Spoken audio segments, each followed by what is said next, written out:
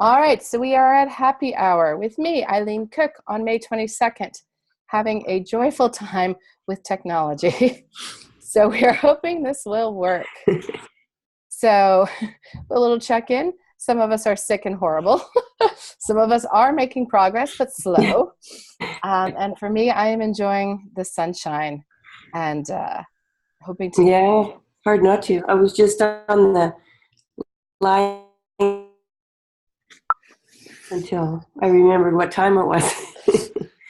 Well, you probably need all the vitamin D you can get. So I'm going to try talking for a bit and to rest. see if this works about editing. And if it doesn't, then I'll end up recording it separately and answer any questions with that. But the question from Peggy is, when do you know when you're kind of ready to hire a developmental or a freelance editor? So first off, I have like a disclosure. I think people know that I do freelance editing.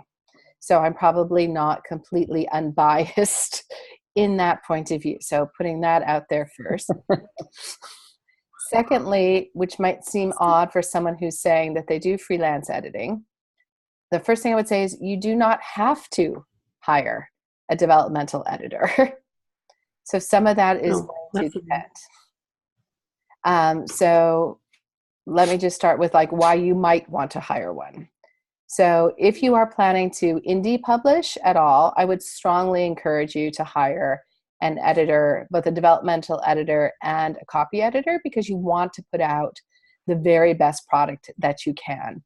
And if you're doing that indie, while you may be able to design your own cover and upload on your own, I really find that I know for myself, I need an external person to look at that work and give me feedback in order to make it the best it can be. So in that sense, I encourage people, unless you know you have a critique group that has a great eye, that might be a service that you would want to hire if you are going indie.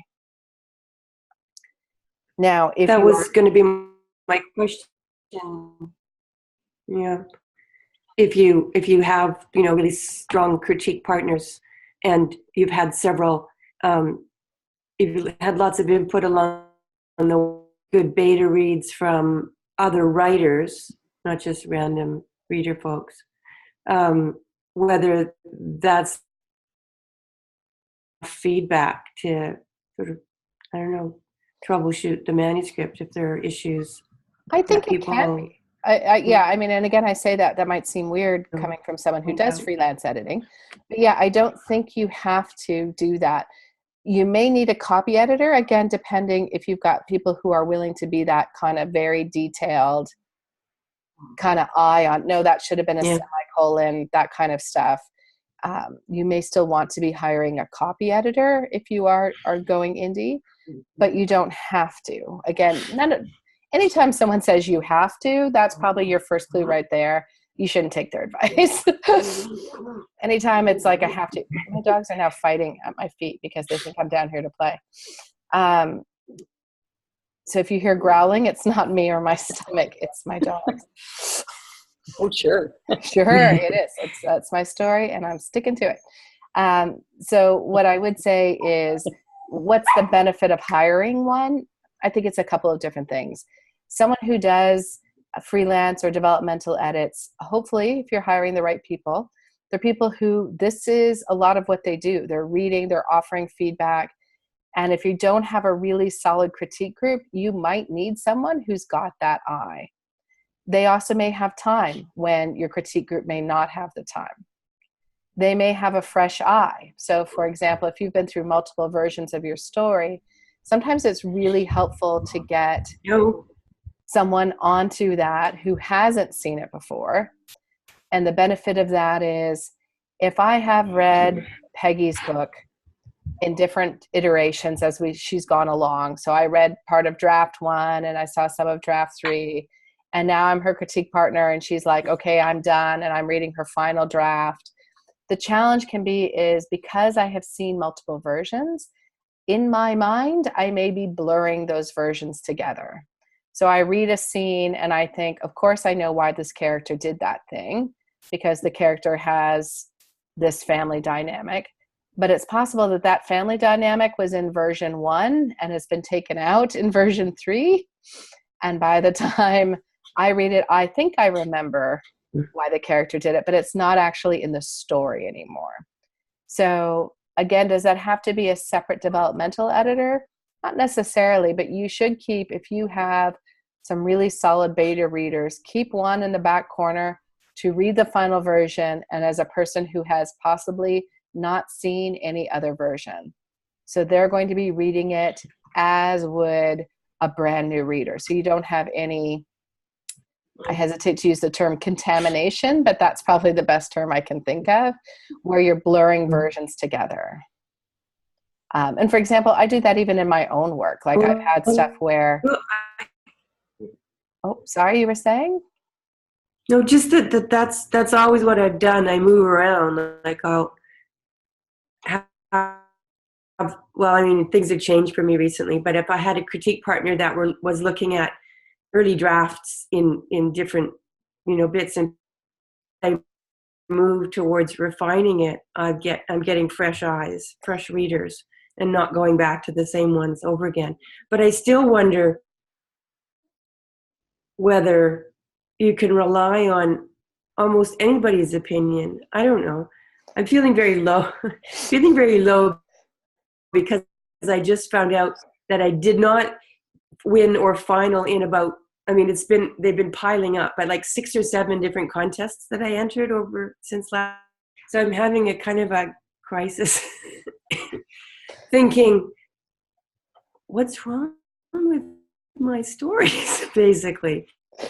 Well, first off, and I don't know, like when I put them out, I think I've done a good job, and yet not good enough to stand out. So, but you know what? I don't know, maybe an editor is the missing link.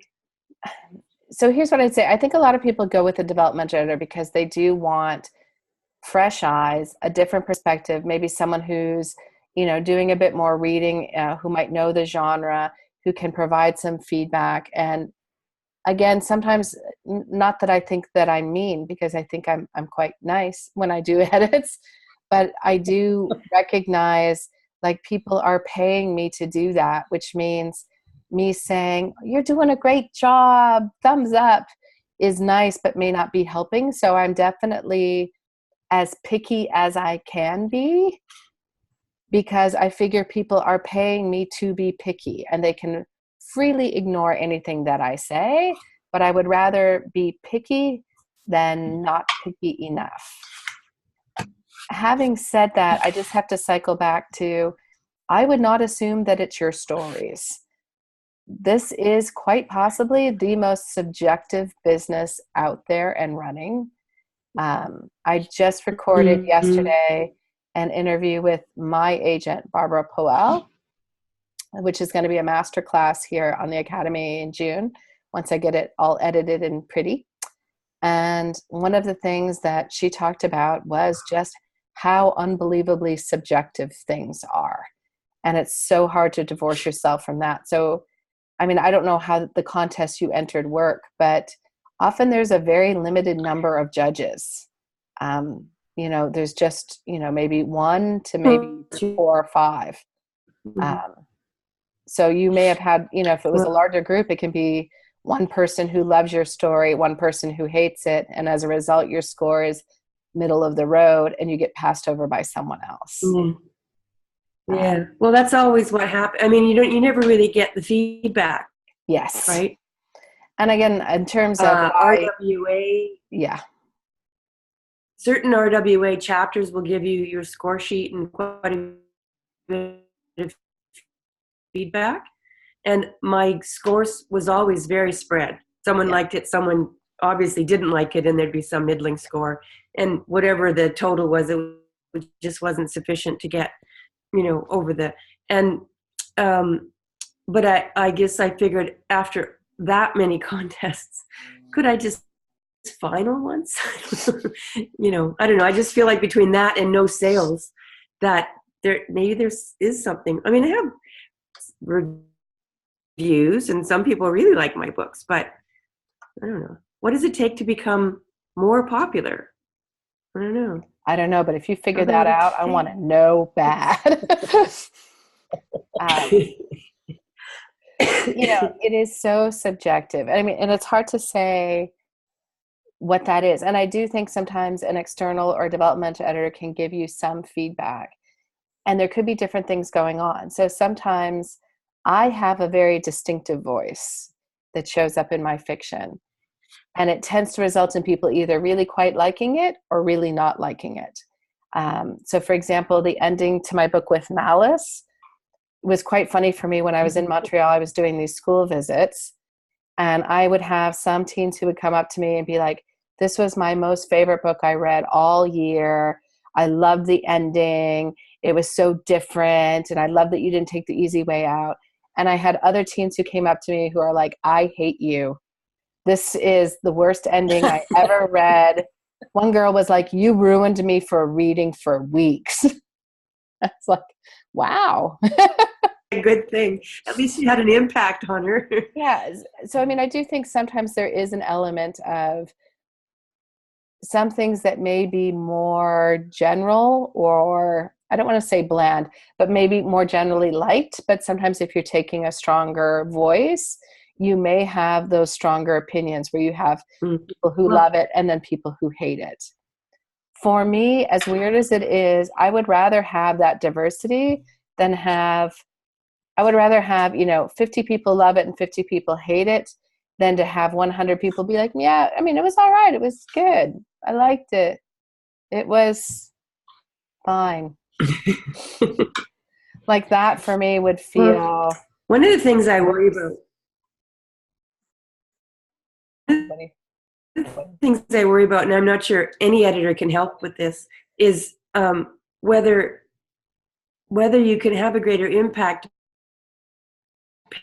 depending on what you choose to write about, and whether I might be just choosing, I don't know, subjects that aren't interesting or something, or characters that aren't interesting, or, I mean, I think they are, but maybe there's what people are looking for.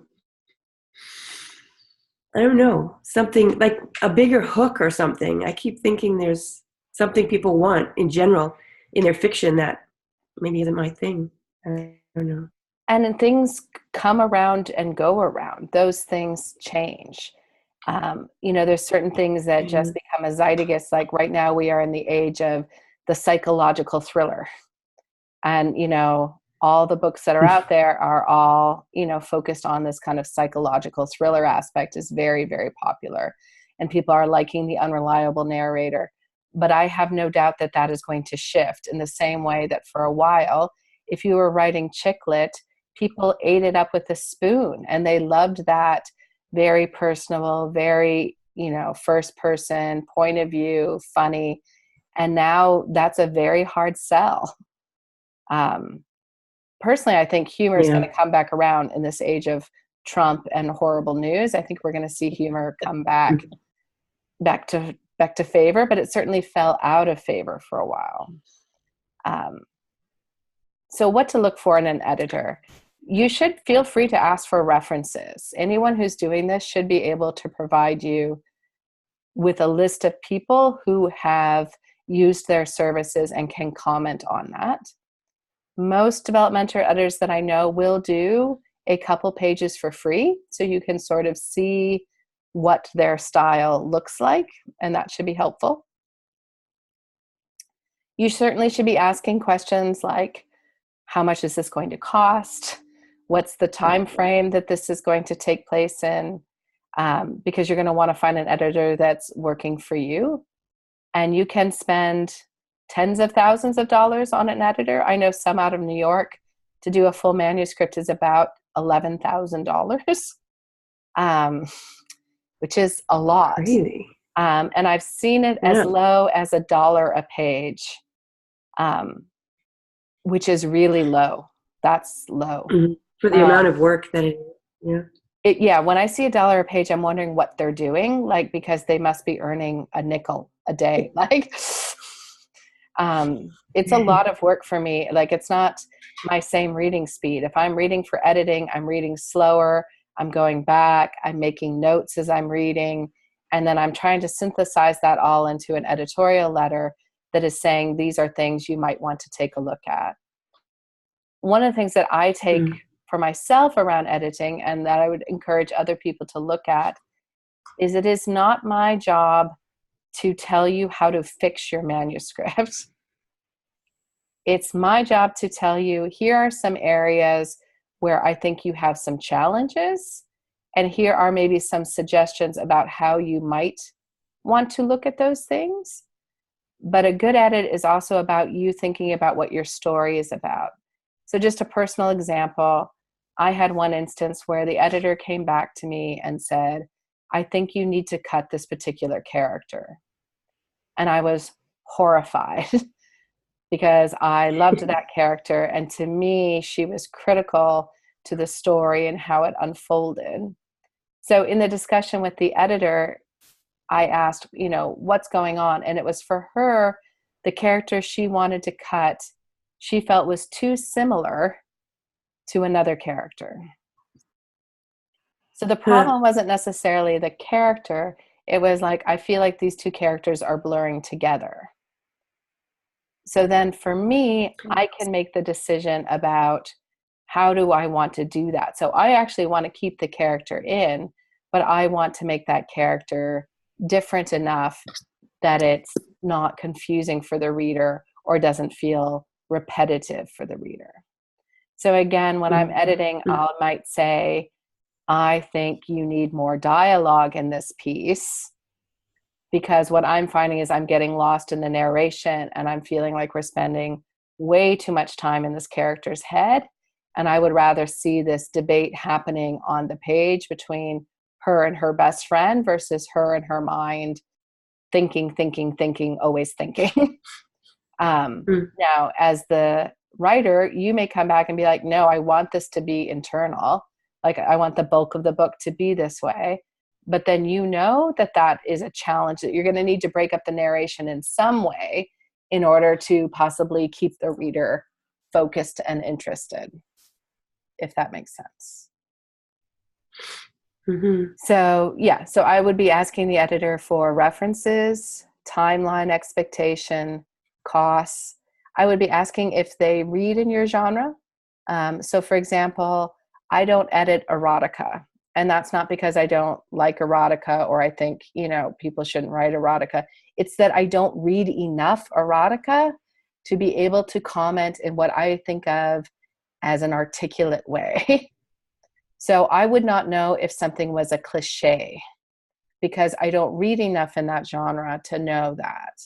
So I would not take on an erotica project. I don't take on a lot of hard science fiction or fantasy for the same reason. Or at the very least, I'm communicating to the writer, this is not a genre that I'm comfortable in, and so there's going to be limits to what feedback I can give you. That for me, I think is, asking the editor you're looking at, do you read this genre? What do you like in this genre?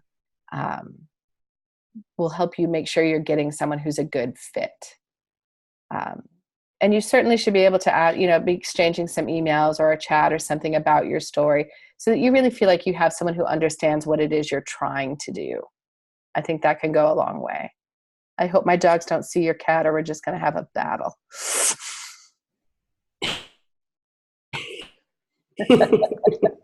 My dog's sitting here next to me is like, what's that on the screen? I wonder.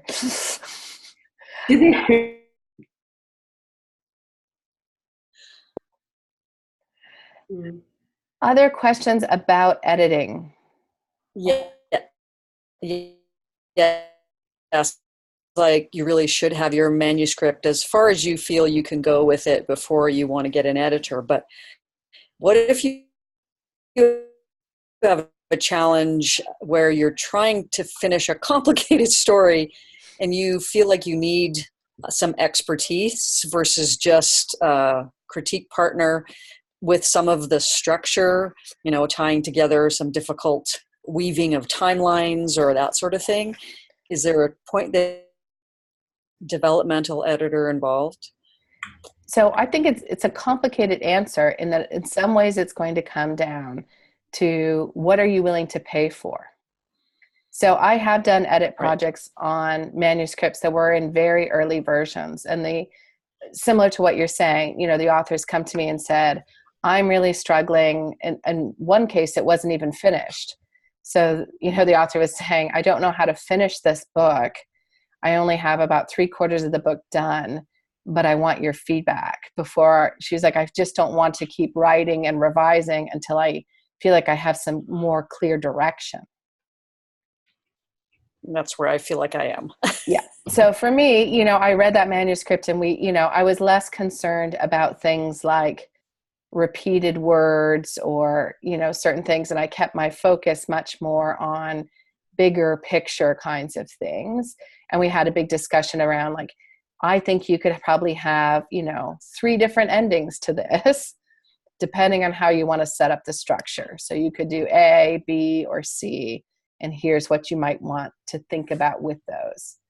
The only downside, I think, to you as a writer is potentially 2 things.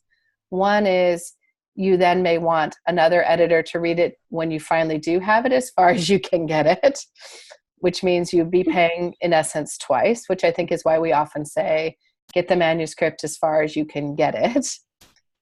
So that's one downside.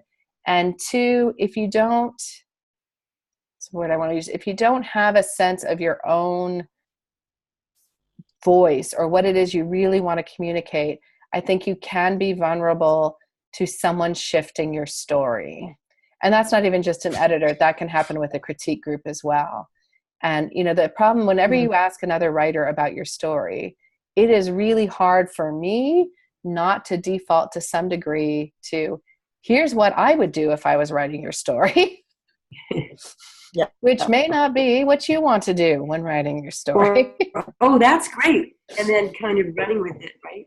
Oh, yeah. Because sometimes, people have amazing ideas. I'm like, oh, that's awesome. You know what you should do is blah, blah, blah, blah, blah, blah, blah, blah, blah, blah. Yeah.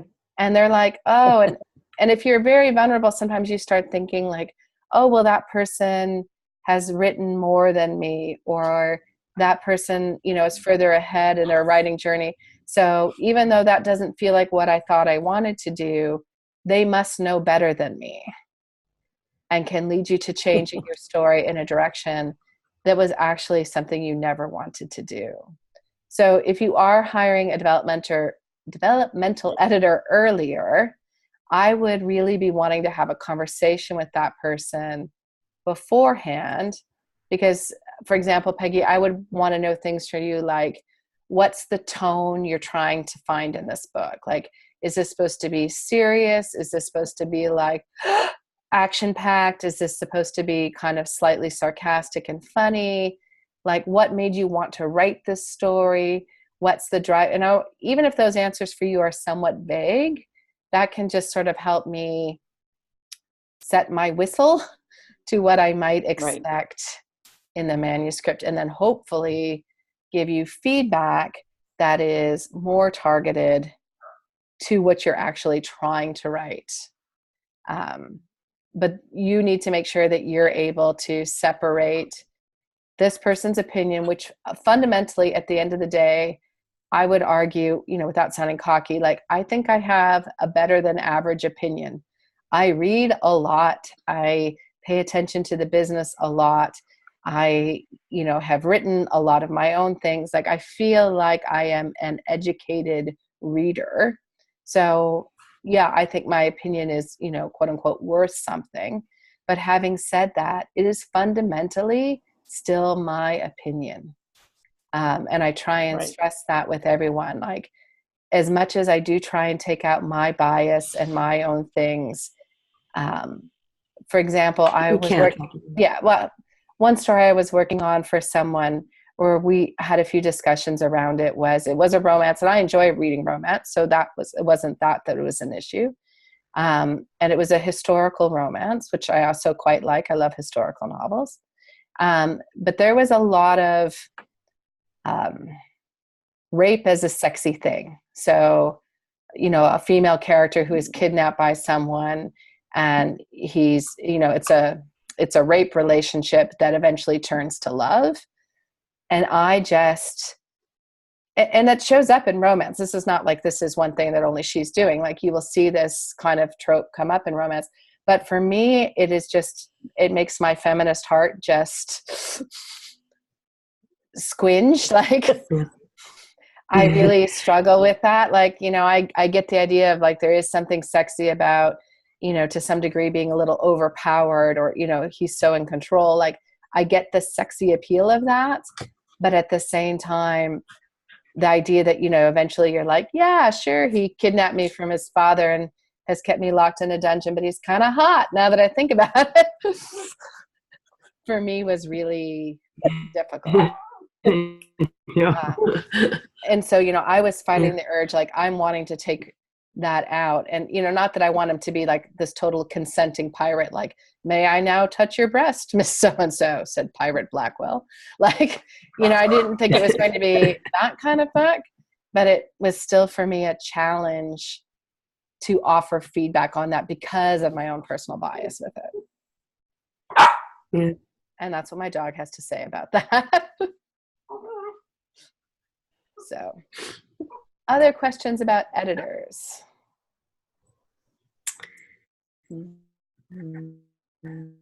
In terms of where to find one, a word of mouth, I think, is one of the best. So asking your other writer friends if they have worked with a developmental editor before can sometimes give you some direction.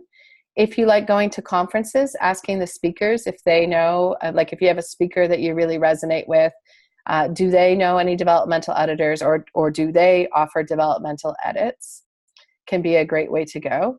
In BC, there is the BC Editorial Association. So there actually is a website of people who are on that list. But to be honest, I really still think the best way is references, if you can get them from people you trust, because they're going to be people who kind of know you and your personality and can probably offer you some good suggestions. Excellent. So that is in terms of where to find one. That is what I would look for. Again, as terms of what to spend for that, you are going to see prices pretty much all over the map, depending on the person's experience, the amount of time they've been doing it, the amount of demand that they have. I do know a couple people who do developmental edits who used to work for the major publishing houses. So for example, there's a woman down in Oregon who worked at Simon & Schuster for 10 or 15 years, decided to, you know, leave the business, get out of the big city, raise a family someplace where there's actual, you know, dirt.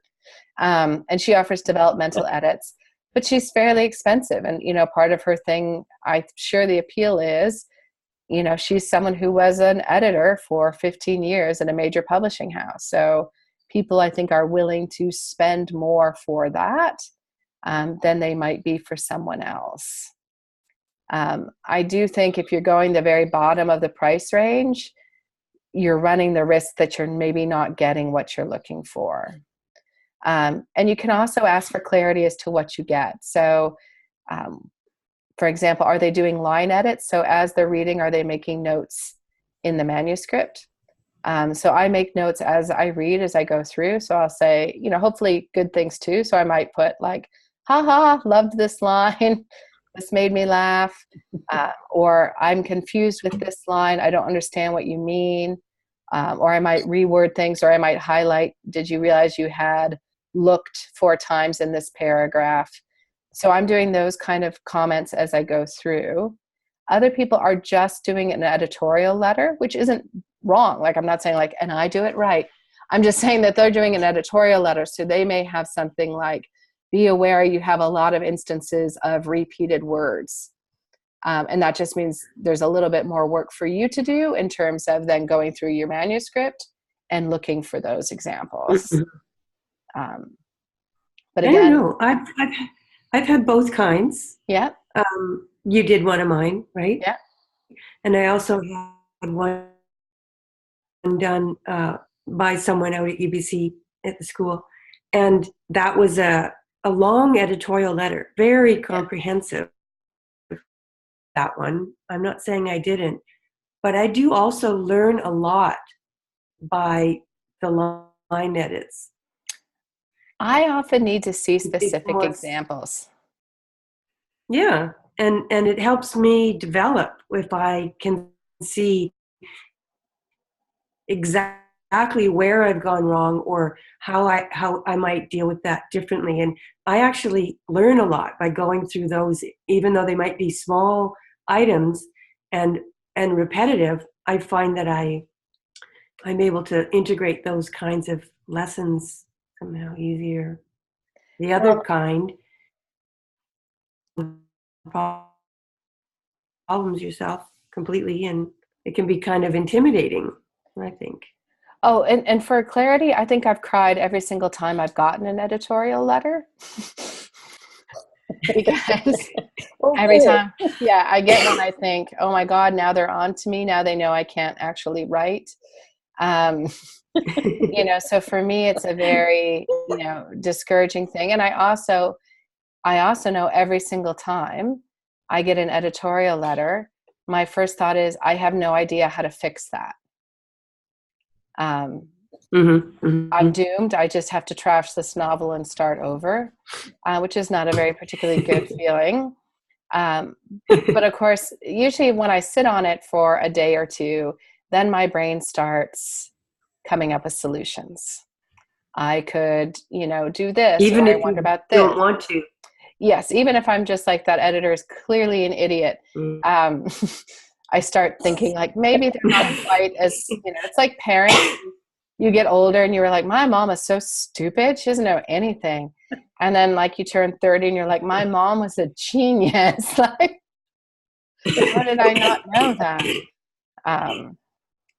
You poor thing. This poor hacking cough. Yeah. So you see sometimes wisdom with a little bit of distance from it. So for me, that can be a big You help, need is to. just to sit with it for a while. But the line edits for me, which is why I do it for two reasons. One, as the person reading your project, if I'm making line edits, I'm much more likely to notice things. So, for example, I'm reading a book now that I'm quite enjoying, but I noticed that when she's describing one character, she says, he was a wee man, and he's short, right? So, but like it's come up, and I'm like, we have used "we" like seriously like 50 times in this book already. He's way too wee. And it's not really been used since 1875 either. Yeah. And it's a character that would speak that way, so that the description works for the character's voice, other than Yeah. it would be like if I was like, oh, Peggy, you're so wee. You're wee, Peggy. Have you met Peggy? She's so wee. Um, where you might have a thing where you're like, enough with the wee already. Like, the description worked really well and I liked it. It's just an overuse of the description. But because I'm doing the line edits now, every time I see it, I highlight it and I'm like, another we. And part of what I'm hoping is then when she's going through it, she's like, oh my God, there is a lot of we.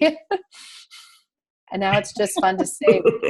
But that for me, is helpful because I notice like I've marked this before.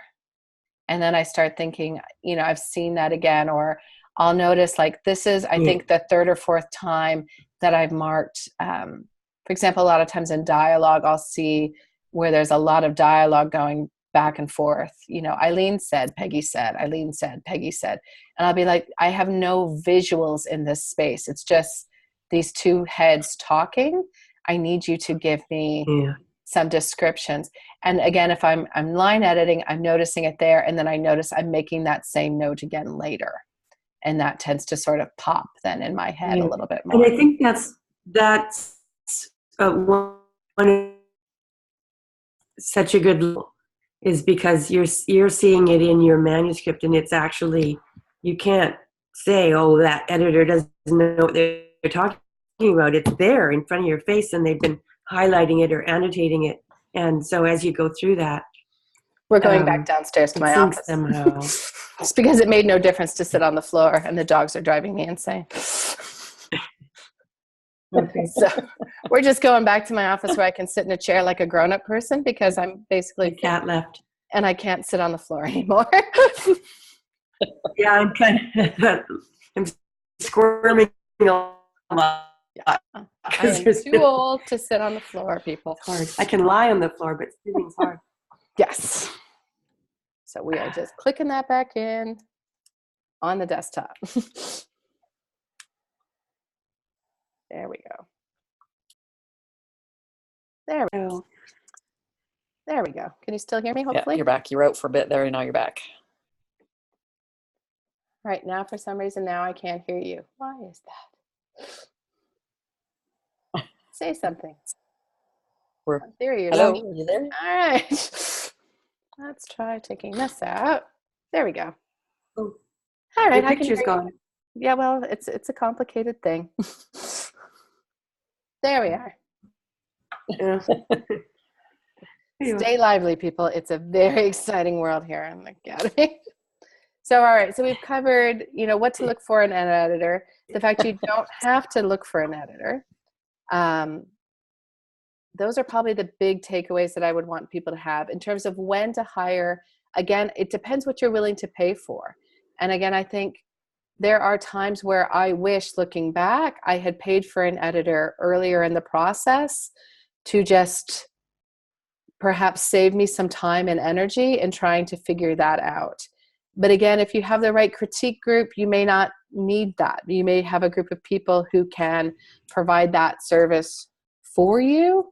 But again, sometimes, for example, I do know one person that has used me once before, and she was like, normally it's my critique group, but one person just had a baby, another person's on a deadline, and I've got to finish this book. So I'm willing to pay you to read it because you'll read it and have it back to me in 3 weeks. And someone else is going to take potentially a couple months to get this back to me, and I don't have a couple months to wait. So that can be another reason where sometimes a developmental editor is just worth that. It is not worth a developmental editor if you think, oh, she used to work at Simon & Schuster. I bet if she loves my manuscript, she'll show it to people at Simon & Schuster, or that kind of thing. Like it's not going to get you a shorthand. And I would be very leery if you ever met someone who was like, oh, I have a lot of connections in this business and I can, maybe pass your manuscript on to these agents I know. I would just be very leery of that. I just feel like that's a little bit potentially, I don't want to say exploitive, but I guess that's the word that comes to my mind, where it's almost promising you like, oh, you're actually paying for access. If I love your story, I can get it to the right people.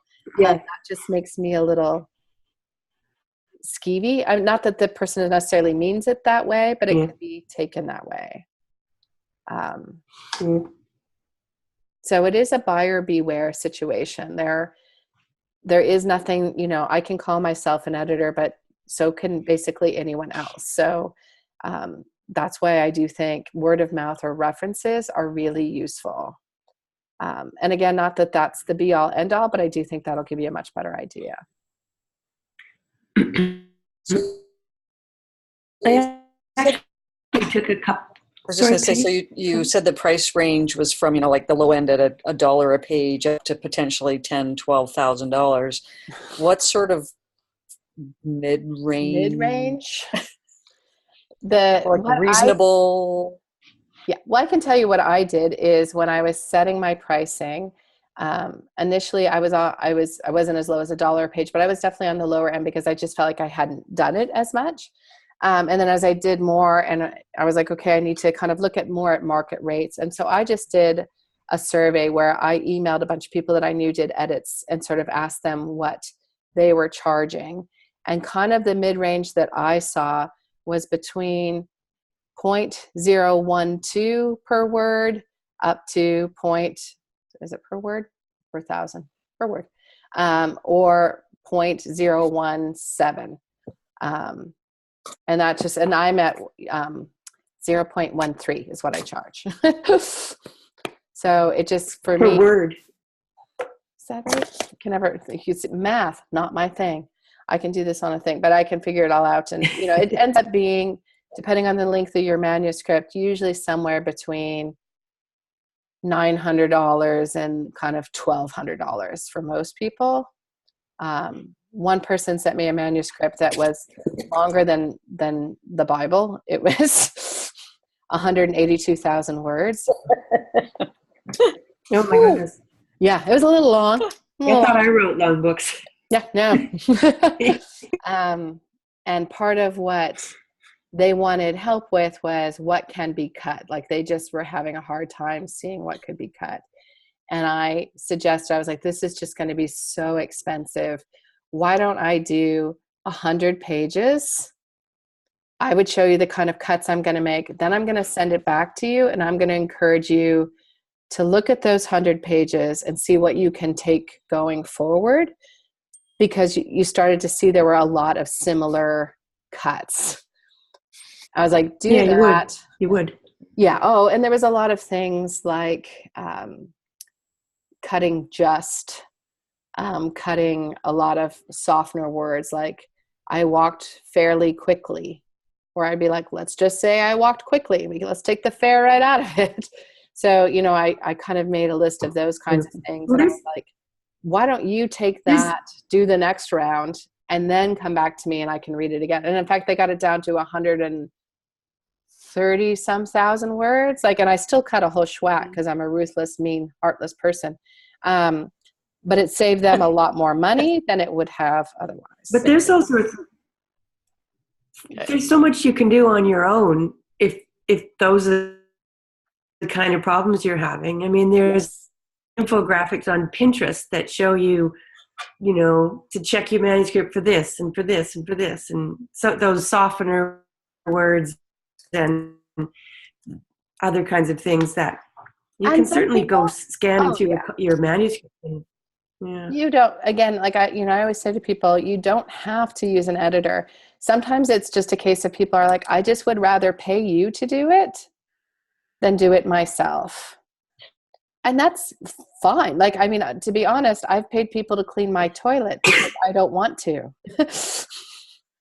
So I'm certainly capable. I don't need a Pinterest thing to tell me how to scrub my toilet. I just don't want to do it. And I can find better uses for my time sometimes. I think I need somebody who knows how to do it. Yeah, so sometimes it's that case of I will pay you to do it rather than me trying to figure out how to do it. Another great example that's, perhaps more equivalent is I know that MailChimp is not that complicated and how to create newsletters is not that complicated. And I certainly read all kinds of fancy newsletters from my friends. But when I try and do a newsletter, it takes me blinking forever to do it because I don't know why, because apparently I need help. So I pay an author's assistant where I'm like, here's all the content. And then she sends me back a sample and she's put in pretty pictures and nice things and it looks nice. And sometimes she'll suggest things like, maybe you should include a recipe here since you were talking about making Christmas cookies. I'm like, oh, that's a good idea. And then I do that. And then she does whatever happens with MailChimp and it goes out. And, I pay her an hourly rate to do that. And do I know I could learn how to do this myself? Yes, 100% I could. I just don't want to learn how to do it. I just don't have the bandwidth at this juncture and this point in my life to master that little thing. So I will pay someone else to do that. Same for me with a website, though, to be honest, I married a technical person, so I just have to, make dinner and be amorous, and I can get free tech support. But I certainly know plenty of people who pay for that kind of assistance because they don't want to do it. And I know other people who are like, I bet I could figure out how to use these widgets, and it's on WordPress. It's not that hard. I can do it.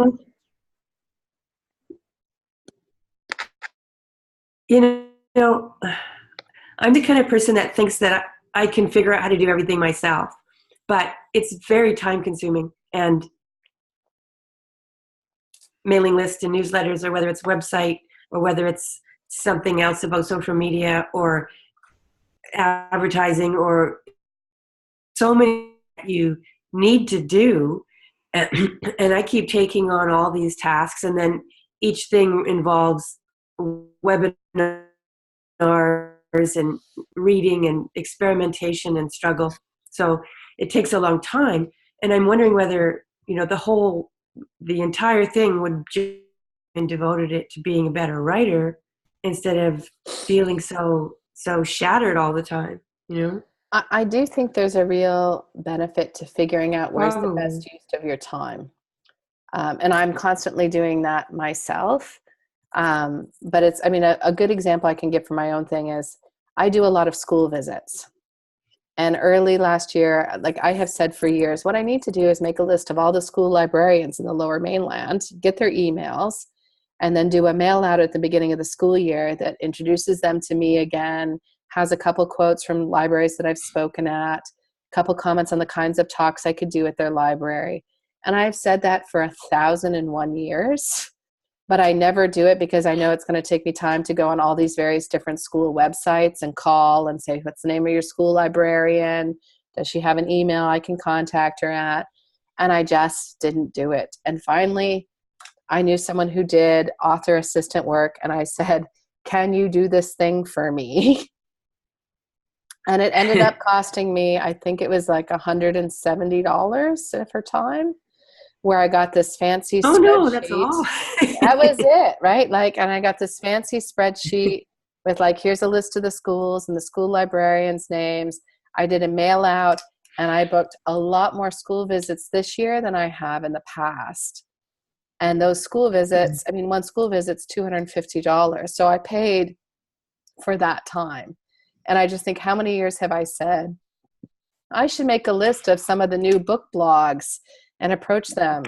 My current one, which I'm going to actually just break down and get someone to do, is what are all the new podcasts that are out there that I could be pitching that I have a book? And I just don't have that information. Yeah. Or book clubs too. Yeah. There's so many different jobs. Yeah. Like, what if I wrote to all the local libraries and said, I noticed you have a teen book club, which almost every, library in the Lower Mainland has. If you were to pick one of my books, I would do a free visit to your library to talk to your book club. Because if they pick your book as the book club book, the library is ordering 7 to 10 copies of that book. So it is probably worth it for me to do an hour-long free talk at the library if I'm promoting it that way. Plus, hopefully, if the people like the book, then those are people who are going to go out and buy other books. So those are things, again, I think where you spend your time. And I say this with the one caveat as it costs money to have other people help you. And I get that not everyone has the disposable income to pay $1,000 for a developmental edit.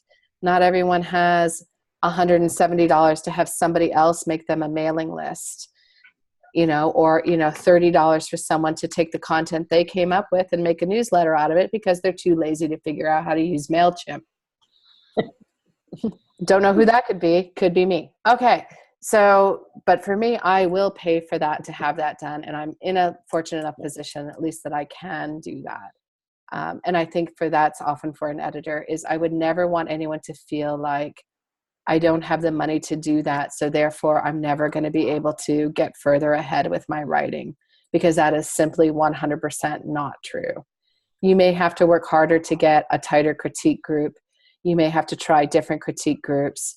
You may end up doing a lot more reading because, of course, if you're in a critique group, the expectation is you're going to read their work too. It's not just like, hey, all of you read my Just stuff. give and take. There's going to be a give and take. It might be like, I don't want to be in a critique group with 5 other people because then I have to read 5 other manuscripts, and I don't want to take the time to read 5 other manuscripts. But you do have those options. And so again, for me, it's so important that people know this is not something that you have to do. It is not between you and success. It is not the thing that's going to make the difference necessarily. But I do think it can be a really helpful process. That's what I have to say on that. Excellent. Well, I am been hugely helpful, Eileen. Thank you. Oh, thank you. And I am so sorry we had so many tech issues. I'm actually got to call into Crystal, and I will find out, because we can't all be having like insufficient internet. And I have in theory, according to TELUS, they tell me I have supercalifragilistic internet. And I'm, streaming and doing other things. So I don't know why it's not not doing that. So I'm going to check on that. But otherwise, I'm going to stop our recording and thank everybody. And a reminder, if you ever do have questions, if you send them in ahead of time, I actually do a little prep and thinking about it versus just making stuff off the top of my head, which I also will do quite comfortably. But if you tell me ahead of time, I do try to do a little bit of homework ahead of time.